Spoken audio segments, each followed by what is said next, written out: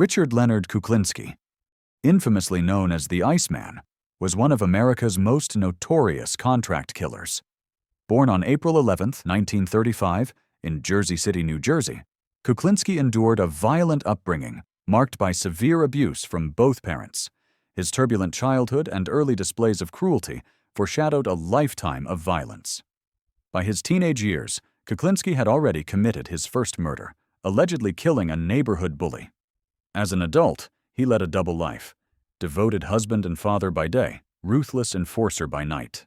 Operating primarily for New York and New Jersey crime families, he claimed to have murdered more than 100 people using methods that ranged from cyanide poisoning to strangulation and gunfire. His chilling nickname, the Iceman, stemmed from his alleged practice of freezing victims' bodies to disguise the time of death, symbolizing his calculated and emotionless approach to killing.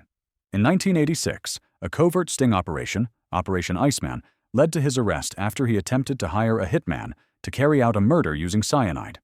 He was convicted in 1988 and sentenced to multiple life terms. Despite his claims of involvement in high-profile assassinations, including those of mob bosses Carmine Galante and Paul Castellano, investigators verified only a fraction of his alleged crimes. Psychologists described Kuklinski as a manipulative psychopath who compartmentalized his two lives flawlessly. His case gained worldwide attention through documentaries such as The Iceman Tapes and the 2012 film The Iceman starring Michael Shannon. Richard Kuklinski died in prison on March 5, 2006, aged 70.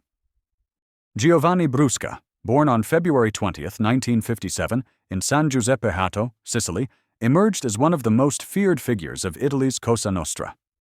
Raised in a Mafia family, his father, Bernardo Brusca, was a powerful local boss. Giovanni entered organized crime as a teenager, quickly earning a reputation for extreme violence.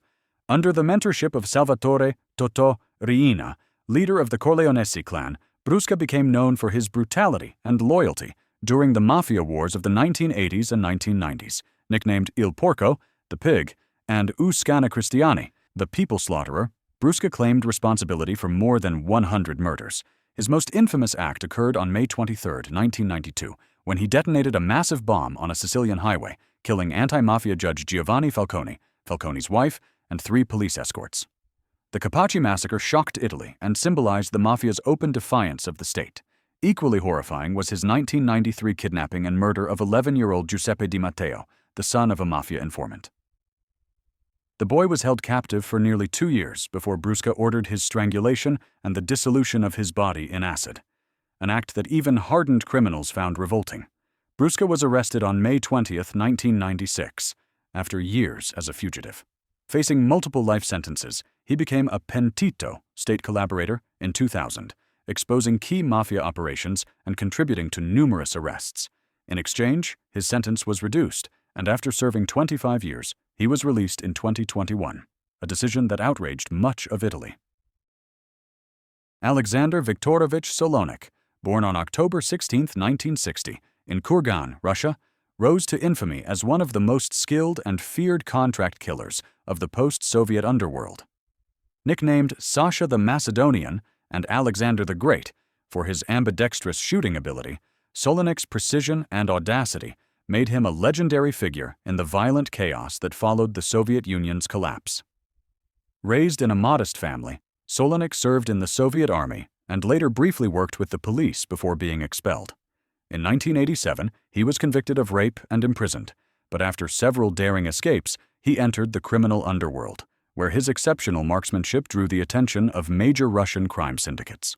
He became a freelance assassin, taking high-paying contracts to eliminate rival gang leaders, including several notorious thieves-in-law, the elite of Russian organized crime. Solonik's reputation grew after he carried out hits in crowded public spaces with surgical accuracy, often escaping unharmed. His mastery of weapons and fearlessness earned both admiration and fear across the criminal hierarchy. Despite multiple arrests, he repeatedly escaped from high-security prisons, most famously in 1995 from Moscow's Matrosskaya Tishina prison, further cementing his near-mythical image. By the mid-1990s, Solonik fled to Greece, where he reportedly established a small criminal network of his own. However, his freedom was short-lived. In early 1997, his body was found near Athens, strangled to death, likely by associates who feared his growing independence and notoriety. Alexander Solonik remains one of the most enigmatic figures in modern crime history. His combination of military precision, fearless defiance, and multiple escapes turned him into a legend, a man whose life reflected the ruthless anarchy of Russia's criminal wars and whose death marked the end of an era of violent underworld dominance. Roy Albert DeMeo, born on September 7, 1940, in Brooklyn, New York, rose from a small-time hustler to one of the most feared figures in American organized crime. A member of the Gambino crime family, DeMeo combined business acumen with ruthless efficiency, building a deadly empire that blurred the line between entrepreneurship and murder. In the 1960s, DeMeo began working under Gambino soldier Anthony Nino Gaggi. Ambitious and resourceful, he soon assembled his own network of criminals known as the DeMeo crew. Operating primarily from the Gemini Lounge in Brooklyn, this crew specialized in loan sharking, car theft, drug trafficking, and contract killings. However, it was their gruesome efficiency in murder that made them infamous. DeMeo's crew perfected a disposal technique known as the Gemini method, a process involving execution, dismemberment, and body disposal designed to erase all traces of the victim. It is estimated that between the early 1970s and 1980s, the DeMeo crew killed as many as 200 people, many of whom vanished after entering the Gemini Lounge. Beyond murder, DeMeo ran a vast stolen car operation that exported vehicles overseas and delved into illicit pornography and narcotics. His ambition, however, eventually drew unwanted attention from both law enforcement and his Mafia superiors, who viewed him as uncontrollable. On January 10, 1983, Roy DeMeo's own reign of terror ended when his bullet-riddled body was found stuffed in the trunk of a car in Brooklyn, believed to be the result of an internal Mafia order. DeMeo's legacy endures as one of organized crime's darkest legends, a man whose quest for power and profit was fueled by brutality, leaving behind a trail of blood that even his own family could no longer tolerate. Gregory Scarpa Sr., born on May 8, 1928, in Brooklyn, New York, was one of the most feared and paradoxical figures in American organized crime. A powerful capo in the Colombo crime family, Scarpa earned the nickname the Grim Reaper for his unmatched brutality and willingness to kill without hesitation. His criminal career, which spanned over 4 decades, embodied the violent heart of the New York Mafia during its most turbulent years. Scarpa rose through the ranks of the Colombo family in the 1950s and 1960s, overseeing lucrative operations in extortion, gambling, loan sharking, narcotics, and contract killings. He was infamous for his sadistic efficiency, personally carrying out and ordering numerous murders. However, what made him truly extraordinary and controversial was his secret life as an informant for the FBI. For nearly 30 years, Scarpa maintained a covert relationship with federal agents, feeding them intelligence on rival mobsters while continuing to commit crimes. This dual life blurred the line between law enforcement and organized crime, exposing deep corruption within both worlds. His FBI ties reportedly shielded him from prosecution for years, even as he orchestrated some of the Mafia's most savage acts. In the mid-1980s, Scarpa contracted HIV from a contaminated blood transfusion, leading to AIDS. Despite his declining health, he remained active in criminal affairs until his 1993 conviction for murder and racketeering. Gregory Scarpa died in prison on June 4, 1994. His life stands as a chilling testament to the moral decay and dangerous intersections between crime and justice. A man who served both the Mafia and the FBI, leaving behind a legacy steeped in betrayal, violence, and intrigue. Mehmet Ali Aka, born on January 9, 1958, in Hekimhan, Turkey, rose from a troubled youth to global infamy as the man who attempted to assassinate Pope John Paul II. Raised in poverty, Aka became involved in smuggling and later joined the ultra-nationalist Grey Wolves organization, known for violent political activism during Turkey's turbulent 1970s. His criminal path began with the 1979 murder of journalist Abdi İpekçi, a prominent advocate for democracy and press freedom. After escaping from a Turkish prison, Aka fled across Europe, receiving assistance from extremist contacts. On May 13, 1981, in St. Peter's Square, Rome, he fired several shots at Pope John Paul II, striking the pontiff twice and nearly killing him. The event stunned the world and remains one of the most dramatic assassination attempts in modern history. Aka's motives have long been shrouded in mystery. Over the years, he claimed involvement by Bulgarian or Soviet intelligence, then later denied those links, fueling endless speculation about Cold War conspiracies and political manipulation. Sentenced to life imprisonment in Italy, Aka became the unlikely recipient of the Pope's forgiveness. In 1983, John Paul II visited him in prison, a gesture that astonished the world. Aka was eventually pardoned in 2000 and extradited to Turkey, where he served additional time for the İpekçi murder before his release in 2010. Sirhan Bishara. Sirhan was born on March 19, 1944, in Jerusalem, then under British mandate. Raised as a Palestinian Christian, his childhood was marked by displacement during the 1948 Arab-Israeli War, a trauma that deeply shaped his worldview. In the 1950s, his family immigrated to the United States, settling in California, where Sirhan attended Pasadena City College and worked odd jobs while struggling to adapt to American life. By the late 1960s, Sirhan had become consumed by anger over U.S. foreign policy and its support for Israel, particularly following the 1967 Six-Day War. His personal writings revealed an obsession with Robert F. Kennedy, whom he viewed as a traitor to the Palestinian cause. In his diary, he repeatedly wrote, "RFK must die." On June 5, 1968, shortly after Kennedy's victory speech in the California Democratic primary, Sirhan approached him at the Ambassador Hotel in Los Angeles and opened fire with a .22 caliber revolver. Kennedy was struck multiple times and died the following day. The assassination shocked the world, extinguishing what many saw as America's hope for renewal after the death of John F. Kennedy and the turmoil of the Vietnam era. Convicted of first-degree murder in 1969, Sirhan was originally sentenced to death, later commuted to life imprisonment after California suspended capital punishment. Despite numerous parole hearings, he remains behind bars. Sirhan's act remains one of the most politically charged assassinations of the 20th century, an enduring reminder of how ideology and resentment can spiral into historic tragedy. Lee Harvey Oswald was born on October 18, 1939, in New Orleans, Louisiana. His father died before his birth, and his early life was marked by instability, frequent relocations, and a strained relationship with his mother. A socially withdrawn child with growing political curiosity, Oswald began reading Marxist literature as a teenager, developing strong leftist convictions that would shape his life. At 17, he joined the U.S. Marine Corps, where he trained as a sharpshooter and radar operator. While in service, he openly expressed admiration for communism, an unusual stance during the Cold War. In 1959, he defected to the Soviet Union, settling in Minsk and marrying a Russian woman, Marina Prusakova. Disillusioned with Soviet life, Oswald returned to the United States in 1962, bringing with him a blend of political frustration and resentment toward both nations. On November 22, 1963, while working at the Texas School Book Depository in Dallas, Oswald allegedly fired 3 shots at President John F. Kennedy's motorcade, killing the president and wounding Texas Governor John Connally.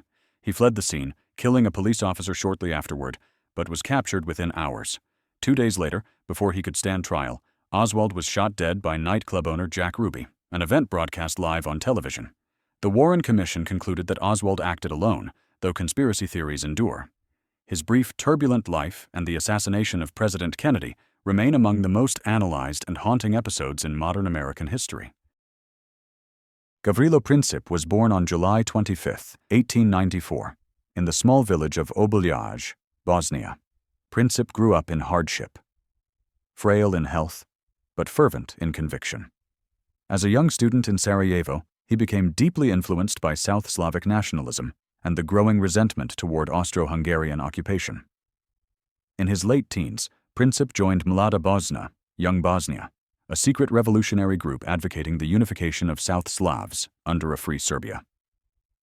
Through this movement, he became connected to members of the clandestine Serbian military organization, Unification or Death, more infamously known as the Black Hand. His exposure to radical ideology and political oppression cemented his belief that violence was the only path to liberation. On June 28, 1914, Princip seized a moment that would alter history. When Archduke Franz Ferdinand of Austria and his wife Sophie's car mistakenly stopped near him in Sarajevo, the 19-year-old fired 2 shots, killing both. This act set off a chain of diplomatic crises that culminated in the outbreak of World War I. Captured immediately, Princip was too young to face execution and was instead sentenced to 20 years in prison. Imprisoned under brutal conditions, he succumbed to tuberculosis on April 28, 1918. Gavrilo Princip remains one of history's most divisive figures, hailed by some as a patriot and condemned by others as a terrorist. Nathuram Godse was born on May 19, 1910, in Baramati, Maharashtra, India. Raised in a devout Hindu Brahmin family, he grew up deeply influenced by nationalist ideals during British colonial rule.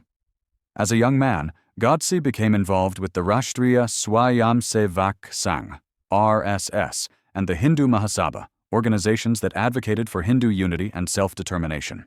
Over time, his patriotism took a radical turn, shaped by anger and disillusionment over India's partition and Mahatma Gandhi's philosophy of nonviolence and religious tolerance. Godse believed Gandhi's approach favored Muslims at the expense of Hindus and weakened the new nation's resolve. Viewing Gandhi's influence as a threat to India's future, he decided that eliminating him was a political necessity. On January 30, 1948, during a prayer meeting at Birla House in New Delhi, Godse approached the 78-year-old Gandhi and fired 3 bullets into his chest at point-blank range. Gandhi died almost instantly. The assassination shocked India and the world, plunging the nation into grief and disbelief. Arrested immediately, Godse was tried for murder and found guilty. Despite appeals for clemency, he was executed by hanging on November 15, 1949, alongside his co-conspirator Narayan Apte.